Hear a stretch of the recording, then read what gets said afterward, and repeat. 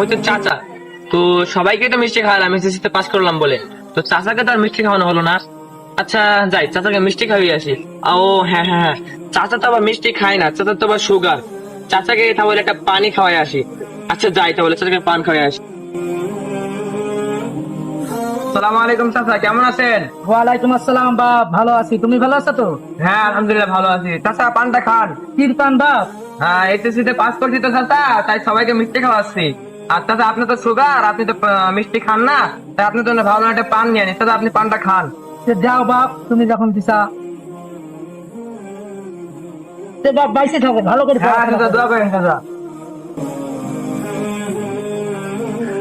সবারই তো রেজাল্ট শুনলাম কম বেশি। আমার ছেলেও তো এবার এসএসসি পরীক্ষা দিল, তার রেজাল্ট তো জানা হলো না। যাই তো দেখি তার পরীক্ষার রেজাল্টের কি খবর।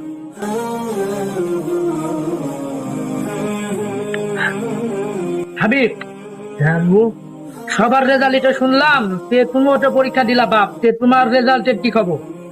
আমার রেজাল্ট আপনার এখনো দেখা হয়নি, একটু পরে দেখে তোমাকে জানাচ্ছি। ঠিক আছে বাপ। আব্বু তো রেজাল্টটা দেখার কথা বললো। আচ্ছা রেজাল্টটা দেখি তো। যা, সব শেষ। আমার আব্বুর এত স্বপ্ন সব ভেঙে গেল। এর আগেও 2 বছর ফেল করছি, আবারও ফেল করলাম। এই মুখ আমি সমাজে কিভাবে দেখাবো? এই জীবনে আমি আর রাখবো না।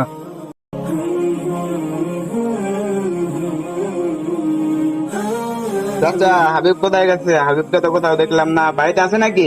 বাড়িতে তো হাবিব নাই গো, বাগানের দিকে দেখো গা তুমি বাপ তুমি। আচ্ছা ঠিক আছে চাচা, দেখছি। এই জীবন আমি আর রাখবো না। ওই তো হাবিব, ওখানে ও একলা একলা কি করছে? যাই তো দেখি। এ বন্ধু, তুই কি করছিস? তুই কি পাগল হয়েছ? বন্ধু তুই আমাকে আর বাধা দিস না, এই মুখ আমি আর কাউকে দেখাবো না। আমি গত 2 বছর ফেল করছি, এবার ফেল করলাম। তুই বল আমি কিভাবে এই মুখ সমাজে দেখাবো? আচ্ছা ঠিক আছে, চল তোর বাবার কাছ থেকে নিয়ে যাই দেখি।